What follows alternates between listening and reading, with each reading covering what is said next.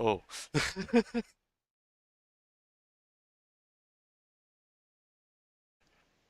Hello. Hello. So today we are going to talk about the most popular and the most universal function that there is in Excel. So this function is called if, and if allows us to make logical comparisons between a value and what you expect. So if a statement can have two results, and the results are true or false. Yes. And now let's look at it at a more practical perspective. So here we have Excel, of course. And now let's start with our if statement. Yes. So as you can see here on the screen, we have first part of the if statement is the logical test. So let's write down logical test. The second part is value if true.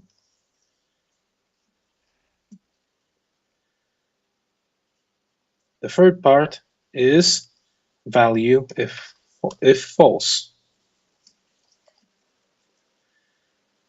And if we do it correctly, it will check if our logical test is true or false, and it will show the specific answer that it will check.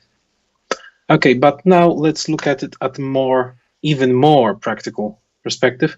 Here we have a table with some names, some points, and we have here some information. So those who got 4,000 points are getting the raise. And now how to do it practically? I will show you. So let's start with the beginning of the if statement. So first, logical test. So if B5, B2 is equal E2, but we have to lock it up, then it will say, if it's true, it will say yes. If it's false, it will say no.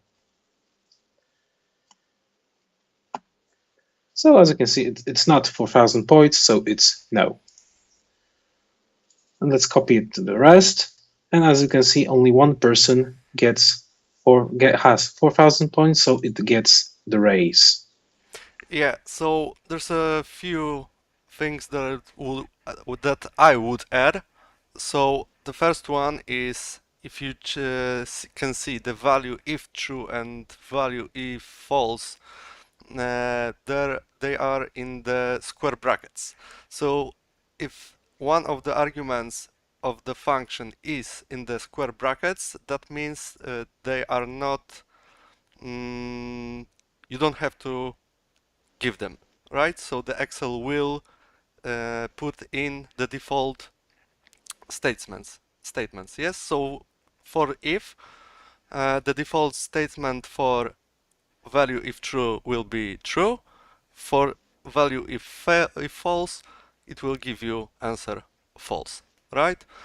Uh, the second thing I would like to add is why you have to lock the E2 cell, because this is a value we don't want to change. So if we copy our function upside or downside, the values of the arguments will change depending on which side you're copying the function. And the last thing I would like to add is that you can change any argument of the function, so either logical test value if true or value or not if not, if false, with another mathematical statement or another function even. So let's say we want to get a bonus 200 points for the person who got 4,000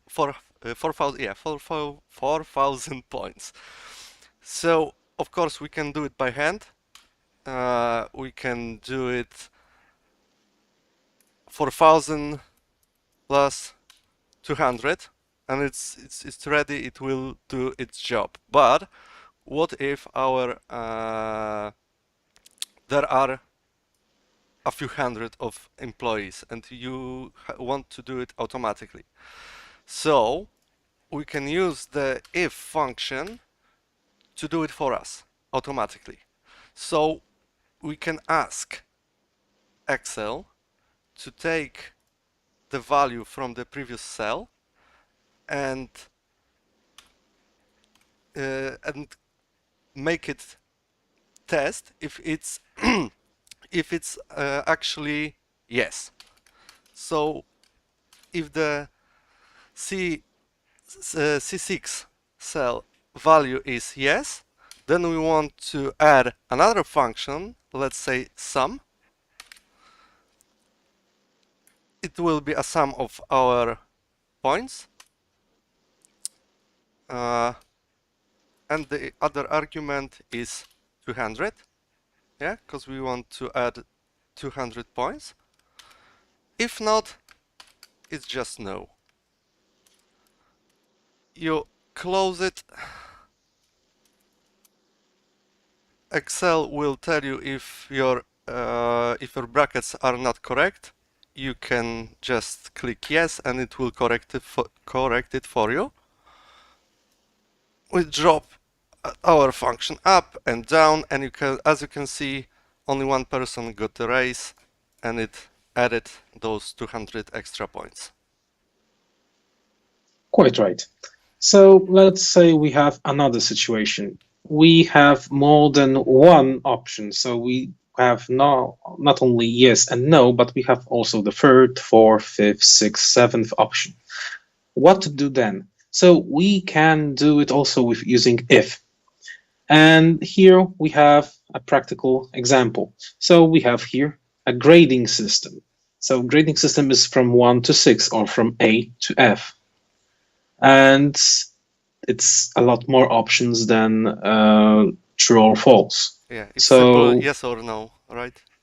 Yes, so we can also do this in if, but we have to insert if inside if. And I'm going to show you how does it look like. So, of course, we are starting with the if, then the first logical test. So, if n7 equals 1, then it will say f. If not, we are starting then another if. N, then we are going to check if n7 equals 2, then it will tell us it will be E. If not, we're starting another if, etc., etc. So let's look how does it. So now we're going to see how does it look like as a whole. So if we have E, so it's if n7 equals 3, then it's going to say D. And another if, and if n7 equals 4, then it will say C. And another if n7 equals 5, then it will say B. And the last one, if n7 equals 6, then it will say A. Then what with value if false? So if we don't have any other options, we can write down an error has occurred. Because why? Because we don't have any other possible statements. And of course, as I didn't put as much brackets as I needed, it automatically proposed that I correct them. And I will click yes. And as you can see, 1 is F. So now let's copy it And as you can see here, I used if statement to put many more options than only true or false. Yeah, so it's easier to see it than to check out the whole complicated function, right? So the basic idea is that we start with our if function. It is based on logical test 1, and you get the yes option or no Mm-hmm, option. But mm-hmm, we need more than only 2 options, right? So we can change the value if false to another if option. You get the logical test 2, which gives you another yes option or no option. Yeah, so we need yeah, another 2. We can add another if option with logical test 3, and it will again give you yes option or no option, and you can do it again and again and again.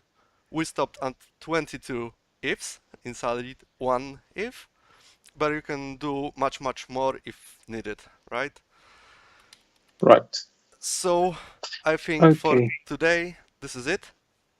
yeah, We will see you the next time, and yeah, we will talk about another function. So see you okay. soon, and bye.